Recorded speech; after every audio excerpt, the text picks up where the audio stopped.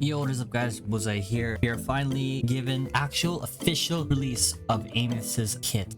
For so many speculations, after so many guesses and whatever, we have finally got the official release of her kit right here and right now. Now, for those people out there that are like really technical and like want to like understand about her kit from like bit by bit, you probably wouldn't look at my video. This is going to be, I guess, my attempt. Of course, we have here a very wonderful picture of Aemeath. Of course, a lot of pink, which I especially love the pink on it, just everything on it. And of course, here's a bit more about her information right here. Aemeath, synchronous of the Exostrider from Rebel College. That was me back when I was alive. Now I'm a digital ghost. Attribute, fusion, weapon, sword, resonator, and sentient materials. So we're of course not going to be able to farm her materials to, I guess, pre-farm for her. Not that I'm aware of right now. I'll do some further research on that later on down the line. What we need, of course, is called our choice. That's very interesting. So it must be a new material that we need. So I'm guessing this material will not be accessible until 3.1, released in about 2 days. And of course, we have is her skill upgrades, polarizer, exoswarm core, and golden memory. These ones we already can find in the world, including this one. These are so easy to find. And of course, the most important part of the kit, combat rolls. First, we have her as a main damage dealer, resonance liberation, fusion burst, damage application, and tune rupture response. So she will work very, very well with characters that can, like, I guess, inflict it. Because in order for the whole tune rupture thing to even occur, you need a character that can inflict it at first, and you need characters that can respond to it. That's the bit of the downside to it. If you don't have Lene, I mean, there are other options, but I'll talk about it later down the line. So, and of course, the important part, normal attack. It's called infinity calibration, deals fusion damage. This fusion damage, hold the attack button. This damage is considered resonance liberation. Wait, this skill damage is considered resonance liberation damage. Apparently this move is considered that, and her resonance skill. So form switch, Aemeath can switch forms between herself and her mech. This mech inherits Aemeath's skill and unlocks new moves. And then just here's her basically sync attack, more information about that. And we have, of course, her resonance liberation, and good lord, that's a big spear. Hold on, let me see that again. We have more about her. Look at that spear. Look at this one.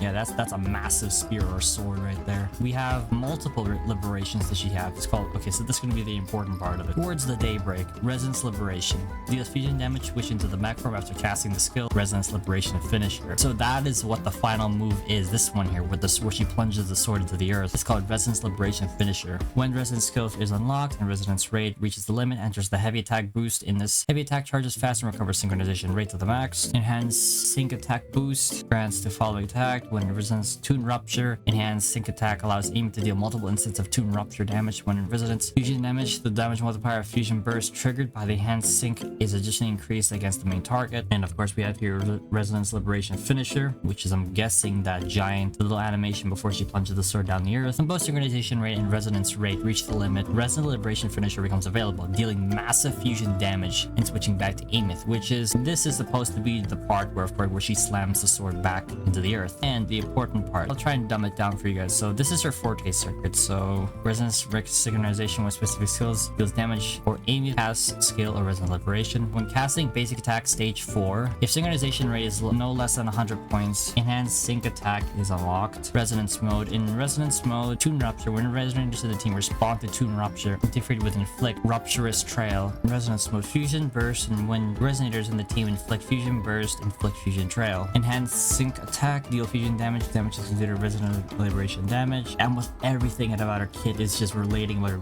liberation damage, which is tune rupture deals more instance of tune rupture damage each time on her. The damage increases with the number of stacks of rupturous trail on the target. When in resonance, fusion burst triggers the fusion burst based on the max stack limit of fusion burst without removing its stacks. Flyer is increased based on the attack fusion on its targets. So basically what it means is that, because it says right here, it says fusion burst trigger fusion burst based on the max limit of fusion burst stacks. So really it just stacks upon it for synchronized attack. That's what it's basically supposed to mean. Enhanced sync attack and resonance liberation recovery resonance rate. And of course her intro skill. So this is like when you switch off and you switch back to her after getting her synergy back up. So overture of departure deals fusion damage after using the skill as she recovers resonance rate. And of course her outro skill. I love that. This little chibi. It looks like a chibi. That's really cool. I like that. It's called silent protection. In casting the skill, the following effects are triggered based on the resonance when Aemeath are in. fusion on the team except Aemeath gain all damage amplification. The damage amplification effect further increases for Resonators who inflict Tune Rupture. Staying in Resonance mode, Fusion Burst. All Resonators in the team except Aemeath gain all damage amplification. The all damage amplification effect further increases for the Resonance who inflict Fusion Burst. Now, of course, the combat guide, so I'm not going to get into this because this is just way over the top. Yeah, for those people who do the most technical stuff and okay, so it doesn't say anything about her constellations unless if I'm not reading it right. Yeah, we didn't get anything about her constellation. We got something about her Forte circuit. But the most important thing to take from this is that if we go back all the way to, this is really important, Tune Rupture when Resonators in the team respond to Tune Rupture, interfered, inflict Rupturous Trail. So yeah, her kit is going to be solely based around of you need Tune Rupture or Tune Strain. But I just find the whole Tune Rupture thing, Tune Inflict, just annoying. I know some people will think otherwise, but it's just over the top, don't you think? Basically, for what it's trying to say is that as long as you inflict more of the Fusion Burst stacks, the damage of the multiplier is increased based on the stacks of the fusion, called Fusion Trail. So that's what you got to do. There's gonna be, yeah, so there are 3 instead of 4. There are 3 Resonance Liberations, because of course there's the one where transform into her mech, and then there's another one too where you sort of do a little bit more damage, and then of course the Resonance Liberation finisher, which it to just be her actual Resonance Liberation because it's the actual last one. Just to dumb it down, there are 3. The most damage you'll be doing is during at the end. At the start you may do some moderate damage, some really good damage, don't get me wrong, but I'm pretty sure the big bulk of all your hits are all going to be landing on the Resonance Liberation finisher, which is obvious. I would probably assume that her attack would probably do maybe around 200k during the first half. I'm pretty sure that Aemeath is going to be able to inflict around maybe 500,000 or almost close to 1 million damage. So that's going to be it so far. So it's going to be really interesting. It's going to be fun.